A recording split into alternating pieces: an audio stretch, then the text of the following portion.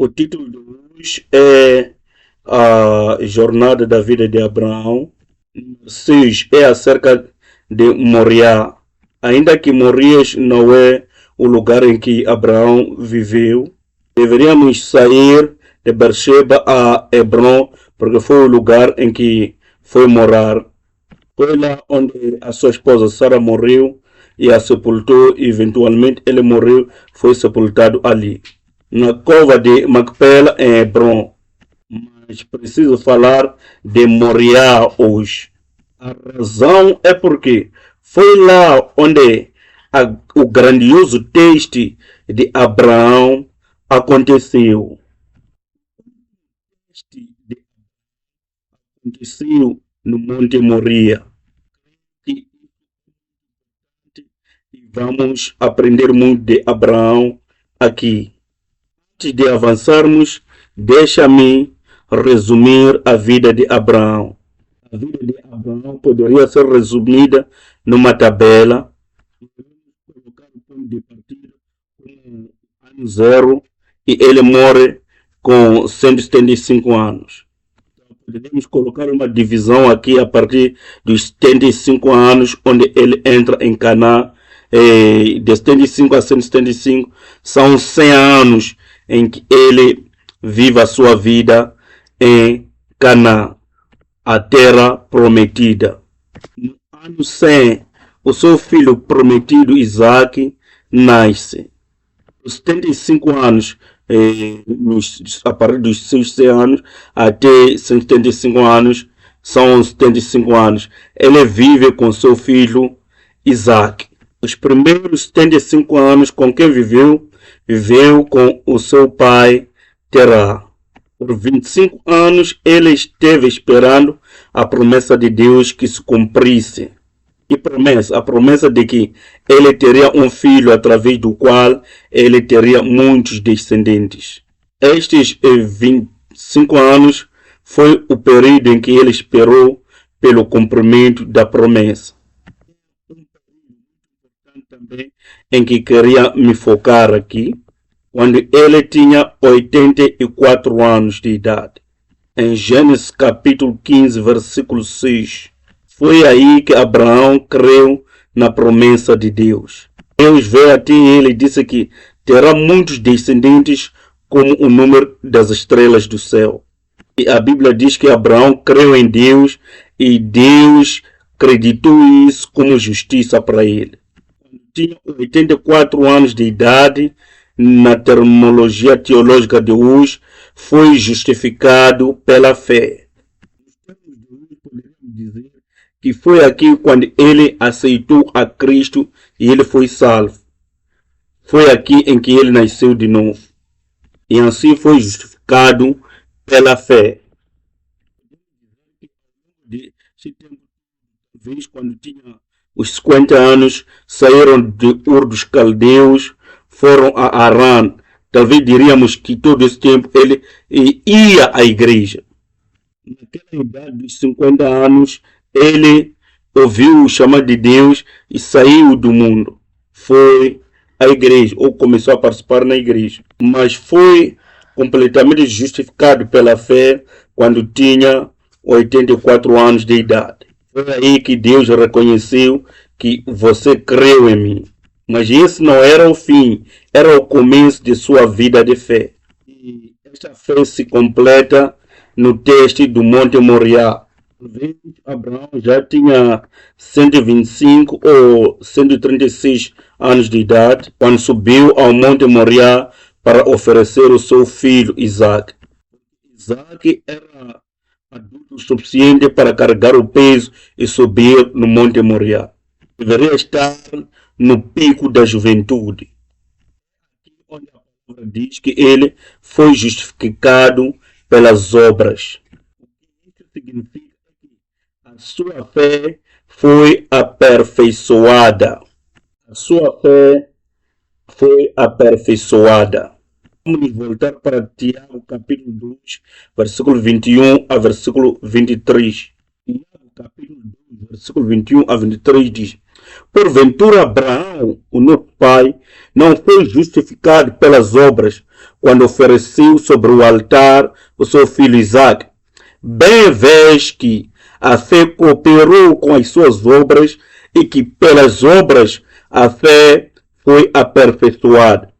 E cumpriu-se a escritura que diz: e creu Abraão em Deus, e foi-lhe isso imputado como justiça, e foi chamado o amigo de Deus. Vê que em Moriá, onde Abraão oferece o seu filho Isaque, foi lá onde a sua fé foi aperfeiçoada de acordo com as Escrituras. Assim sendo, foi completada e foi justificada pelas obras.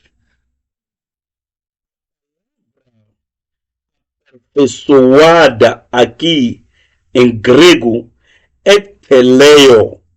Isto significa que trazer alguma coisa à sua plenitude.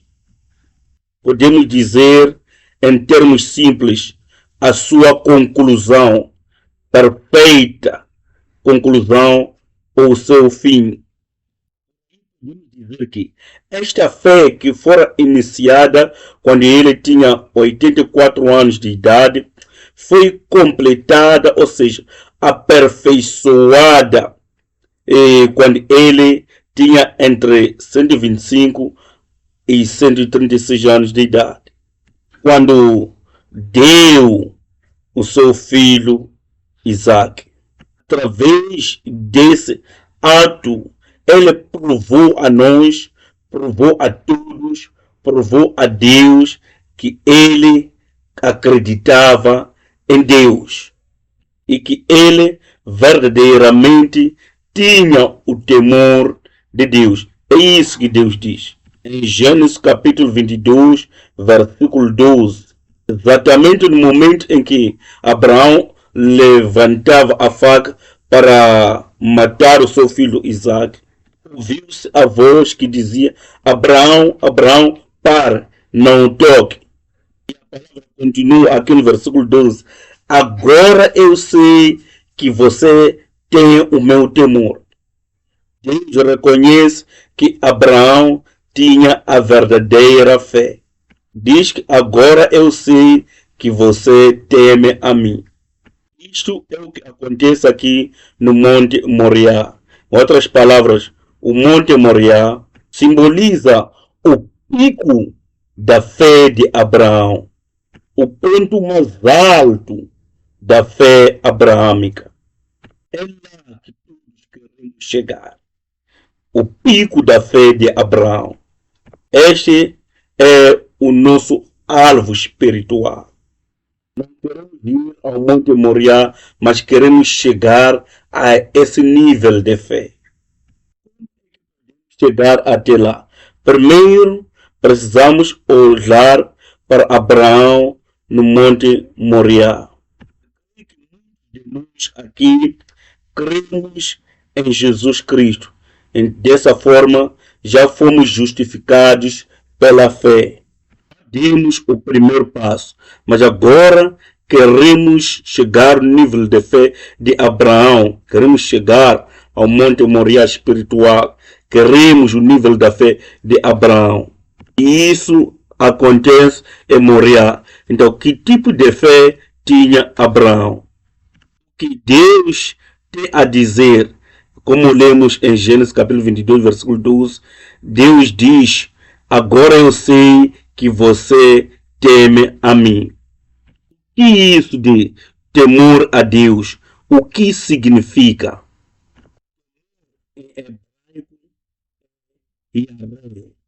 O temor do Senhor.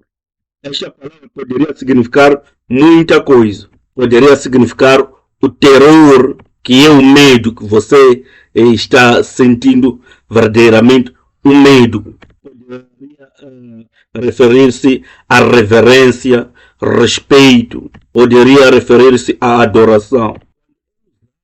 Deus, a verdadeira a interpretação ou tradução seria reverenciar a Deus. E esta era a fé de Abraão. Na Bíblia, o temor do Senhor é algo de tamanha importância. Deveria ter o temor de Deus. Nós, como seres humanos, às vezes precisamos de um temor para que nos impulse a fazer alguma coisa. Por exemplo, em Provérbios, capítulo 9, versículo 10, diz que o temor do Senhor é o início da sabedoria. Você quer ser sábio neste mundo, precisa temer a Deus, porque o temor de Deus é o início de sabedoria. Se você não temer a Deus, não pode ser sábio neste mundo. Sem o temor de Deus, você não tem nenhuma sabedoria. Também em Salmos, capítulo 119, versículo 63, o temor do Senhor significa obedecer aos seus mandamentos. Isso que Deus diz a Abraão: agora eu sei que você teme a mim. Porque Abraão preferiu obedecer aos mandamentos de Deus, mesmo que se pareciam tão difíceis, mesmo que se pareciam loucura, mesmo que se parecia algo antiético, um pai matando ao seu próprio filho. É algo contra a lei humana. Poderia ser imprisionada por causa disso.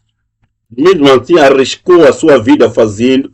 Por quê? Porque ele temia a Deus. O temor do Senhor significa obedecer aos mandamentos de Deus. Como já lemos em Tiago, capítulo 2, versículo 21 a 23, o temor do Senhor é a perfeição da nossa fé. Traduzir esta palavra não é tão literal. Pensa nela como se fosse uma alternativa de tradução. Temor do Senhor é o aperfeiçoamento da nossa fé. Isso significa viver o que você crê. Se você teme a Deus, significa que você pratica aquilo que você crê. Não era capaz de fazer isso. Isso significa que ele chegou no ultimato de sua fé. Chegou na perfeição da sua fé. No fim, no topo da sua fé.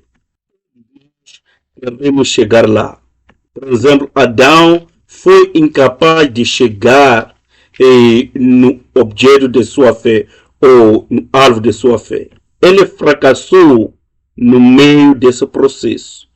Esse foi o problema de Adão, mas Abraão foi capaz de chegar naquilo que era o objetivo de sua fé. Como é que podemos fazer isso? A Bíblia nos instrui a aprender a temer a Deus. A temer a Deus através do estudo da sua palavra. Vamos voltar para Deuteronômio 4, versículo 10. Deuteronômio capítulo 4, versículo 10 diz: no dia em que estiveres perante o Senhor teu Deus em Horebe, o Senhor me disse: ajunta-me este povo, e os farei ouvir as minhas palavras e aprendê-las-ão, para me temer todos os dias que na terra viver, e as ensinarão a seus filhos. Deus deu a sua palavra para que aprendesse a temer a Deus e para que ensinasse aos seus filhos. Este é o objetivo da nossa fé. Precisamos aprender a palavra, porque é dali que aprenderemos a temer a Deus. E nas nossas vidas possamos viver aquilo que nós queremos. Não apenas uma fé de boca para fora, não apenas vestidos, mas sim colocando em prática o que a palavra diz. E segundo, nós precisamos ensinar isso aos nossos filhos. A vida de Abraão nos mostra este processo, do nascimento da fé até a maturidade da fé. É por isso que Abraão é uma figura de tamanha importância na Bíblia. Adão não foi capaz de nos mostrar isso na prática, mas sim o pai Abraão. Aquilo que nós precisamos fazer. Em outras palavras, existe aquilo que se chama de maturidade da fé. É um processo. Fé não é algo instantâneo. É um processo de vida. Nossa fé precisa crescer e amadurecer como foi a de Abraão. Segundo ponto, a maturidade da fé. O que isto significa? Podemos olhar uma passagem muito importante aqui, Efésios, capítulo 4, versículo 13 a versículo 15. Vamos ler junto esta passagem. Até que todos cheguemos à unidade da fé e ao conhecimento do Filho de Deus, a varão perfeito, à medida da estatura completa de Cristo, para que não sejamos mais meninos incontando, levados em roda por todo vídeo de doutrina, pelo engano dos homens que com astúcia enganam rigorosamente. Antes, seguindo a verdade e amor, nós somos em tudo naquele que é a cabeça, Cristo. Precisamos chegar à maturidade da fé. Que tipo de fé é esse? É a fé em que não sejamos mais crianças, onde não somos levados de lá a colar como ondas do mar. Vê aquilo aqui, você segue, ouve aquilo, você segue. Não é enganado por essas doutrinas de homens. Sua fé é madura, é segura, é uma fé imóvel, inabalável. Vamos para Hebreus capítulo 5, versículo 12 a 14. Hebreus capítulo 5, versículo 12 a 14. Porque devemos já ser mestres pelo tempo, ainda necessitais de que se vos torne a ensinar quais sejam os primeiros rudimentos das palavras de Deus. E vos haveis feito tais que necessitais de lei, e não de sol do mantimento. Porque qualquer que ainda se alimenta de leite não está experimentado na palavra da justiça, porque é menino. Mas o mantimento sólido é para os perfeitos, os quais, em razão de costume, têm os sentidos exaltados para discernir tanto o bem como o mal. Existem aqueles que só têm leite, não existem. Mas existem os maduros em Cristo, aqueles que podem se alimentar de comida sólida. Literalmente seria aqueles que são capazes de mastigar a carne. Como se alcança a maturidade aqui? Diz que estes alcançam através do costume, do exercício, do treinamento, dizer, através da que implicam essas passagens é que Adão e Eva, no jardim do Éden, não tinham capacidade de discernir o bem e o mal. Não tinham a maturidade. Eles chegaram a comer da fruta da árvore do conhecimento do bem e do mal, cujo Deus havia lhes dito para que não comessem. Eles eram incapazes de discernir. Em outras palavras, Adão e Eva não haviam alcançado a maturidade da fé. E por isso eles caíram no caminho. Mas Abraão nos mostra a pessoa que alcançou esta maturidade. Nós também, através da prática, através do treinamento espiritual, através de receber a palavra, precisamos chegar nesse nível de fé. Essa maturidade de fé para que sejamos capazes de discernir entre o bem e o mal. Temos mostrado isso através da vida de Abraão em Moriá. E sabia aquilo que era a vontade de Deus e o que Deus requeria dele. E de fé é uma fé madura. E esta é uma reconhecia que nada pertencia a ele, tudo pertencia a Deus. Precisamos de ter. Uma fé madura diz que nada pertence a mim, pertence a Deus. Como é que sabemos disso? A coisa mais importante da vida de Abraão, o que é? Era o seu filho Isaac. Era algo mais prezado na vida dele. Mesmo assim, ele era capaz de entregar isso a Deus. E chegamos a essa conclusão, porque ele foi capaz de dar o Isaac, poderia dar a qualquer coisa que tinha, até a sua própria vida. Mas o que é tão fácil para si? Tirar a sua vida ou tirar a vida do seu filho? O mais importante na vida de Abraão era o seu filho Isaac. Mas mesmo assim, ele foi capaz de entregar isso a Deus. Isso prova que Abraão pensou que tudo na vida dele pertencia a Deus. Isso quer dizer que o tempo de Abraão, o dinheiro de Abraão, as posses de Abraão, Isaac, ele foi capaz de entregá-lo a Deus. Este tipo de fé madura diz que, independentemente de tão precioso que seja o dom que receber de Deus, porque como todos sabem, Isaac era o dom ou presente de Deus para Abraão. Era o filho da promessa. Deus havia prometido ao Abraão. Deus lhe deu, mas quando chegar o tempo em que Deus diz, eu quero isso de volta, ele estava com braços estendidos para devolver. Foi isto que acerca da vida do patriarca Jó, em Jó capítulo 1, versículo 21. Qual foi a confissão de Jó? Ele disse, não vim da minha mãe e não voltarei. O Senhor deu e o Senhor levou. Bendito seja o nome do Senhor. Esta foi a confissão de Jó. Vim para esta terra vazia, hei de deixar esta terra vazia. Agora não estou vazia, isso quer dizer que sou rico e dou graças a Deus por isso.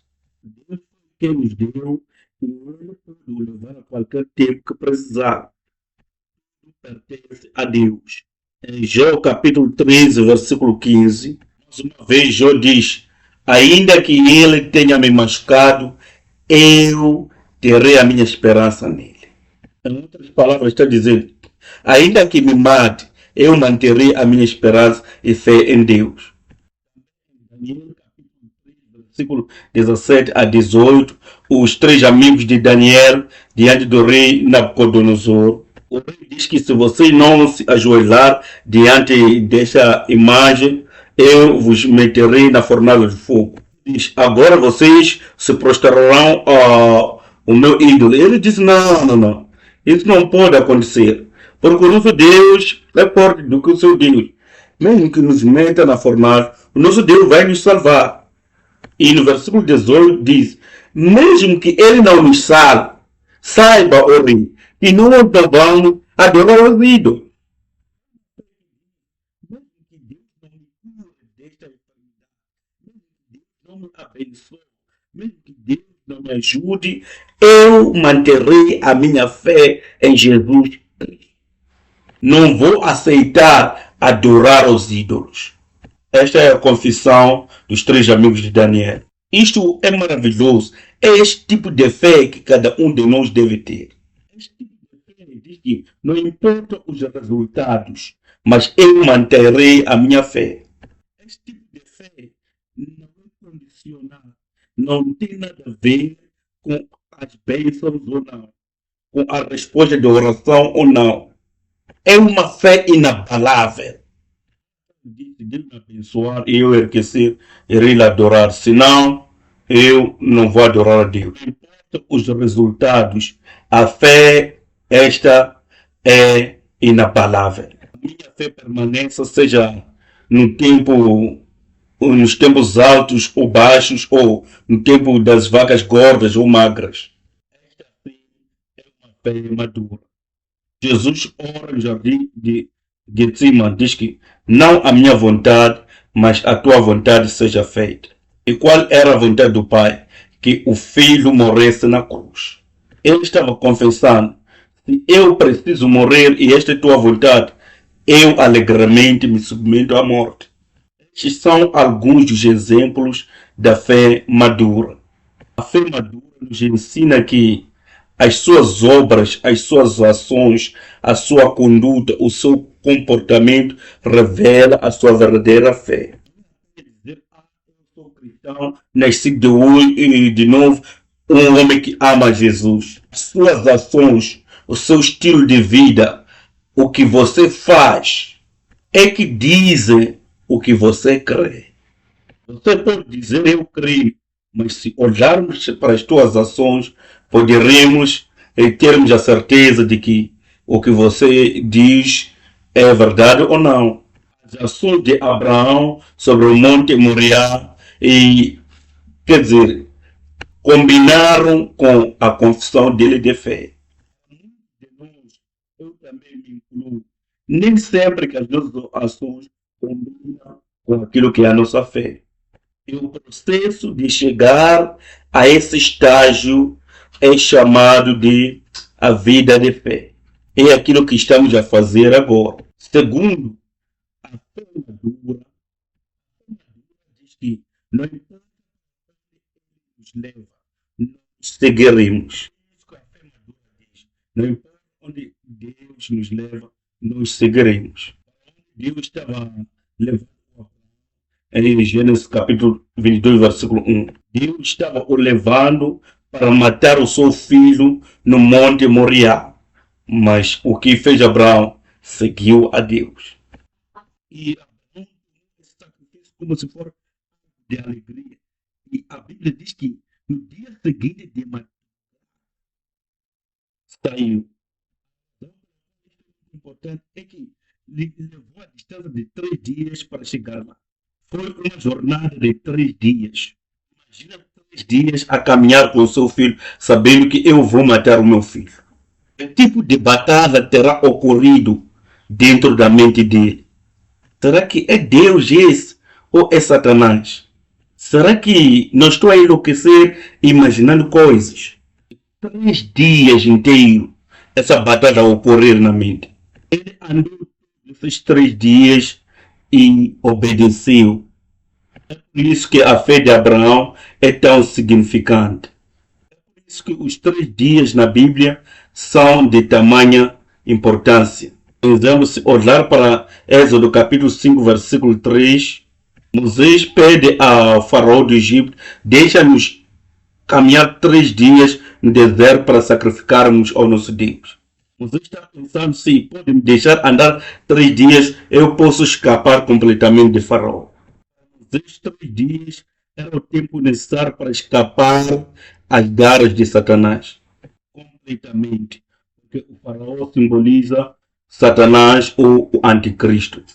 Em Êxodo capítulo 19, versículo 10 a 11, Deus diz a Moisés, no Monte Sinai, para ir consagrar o povo por 3 dias. Deus diz que no 3º dia virei para me encontrar com vocês. Então, os 3 dias foi o tempo necessário para que o povo se consagrasse completamente para serem dignos de se encontrar com Deus. E é claro que conhecemos a história de Jonas. Deus lhe chama para ir à cidade de Nínive, ele paga o bilhete de navio e vai a Tarsis. E Deus causa com que haja um vendaval e as pessoas lhe lançam no mar, e ele se encontrou no ventre do peixe 3 dias e 3 noites. E depois disso, o peixe o vomita e ele entra em Nínive. Jonas, 3 dias foi o tempo necessário para se arrepender e voltar ao chamado de Deus, cumprindo a sua missão. E é claro que Jesus, como Jonas, esteve no ventre da terra, esteve na sepultura durante 3 dias. Foi o período necessário para que Jesus ressuscitasse dos mortos. Abraão, 3 dias foi o tempo necessário para que ele alcançasse a perfeição de sua fé. Então, o que significa estes 3 dias? Lembra-se que já aprendemos que o ser humano tem o espírito, a alma e o corpo. É assim que quero entender esta jornada de 3 dias. A fé começa no nosso espírito. Deve possuir a nossa alma.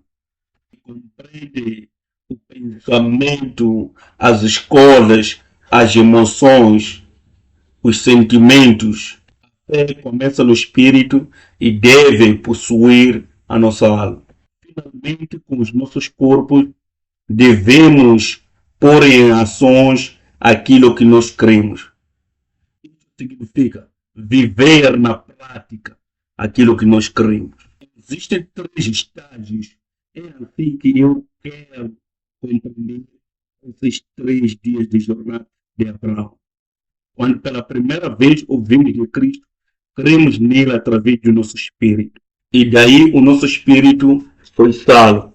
E nós queremos aplicar essa fé no nosso pensamento, vontades e emoções. Mas ainda não fazemos isso com os nossos corpos. Mas esse é o nosso objetivo, vivermos a nossa fé. Vamos voltar para Romanos capítulo 8, versículo 10 a 11. Romanos, versículo 10 diz: E se Cristo está em vós, o corpo na verdade está morto por causa do pecado, mas o espírito vive por causa da justiça. Quando você aceitou a Jesus Cristo, o seu espírito foi automaticamente vivificado. No versículo 9 diz: E se o espírito daquele que dos mortos ressuscitou a Jesus habita em vós, aquele que dos mortos ressuscitou a Cristo também vivificará vosso corpo mortal pelo seu espírito que em vós habita. Quando recebemos a Jesus, o Espírito de Deus habita no nosso espírito e os nossos corpos estão mortos. Queremos que tenham a vida na justiça de Deus. Possamos desdenhar, odiar o pecado e andar na justiça de Deus. Este processo é mostrado na vida de Abraão. E Abraão alcançou esse objetivo no Monte Moriá. A perfeição de sua fé no Monte Moriá. Moriá é dado o nome de, quando olhamos para o livro de 2 de Crônicas, capítulo 3, versículo 1, diz que Salomão construiu o seu templo no Monte Moriá. E mais tarde o Monte Moriá foi chamado de Monte Sião. Então, Moriá é o Monte Sião. Depois de templo ser construído ali, foi chamado de Sião, a cidade de Davi. Dessa forma, Moriá é igual a Sião.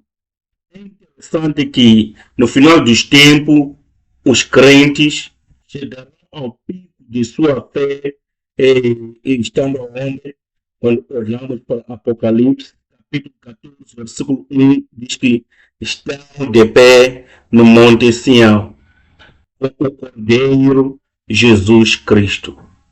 Este não é um significado literal de que teremos que ir a Israel. Isso significa que terão alcançado a perfeição de sua fé.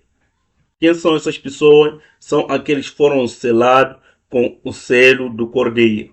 O nome do Pai e do Cordeiro Jesus Cristo está nas suas testas.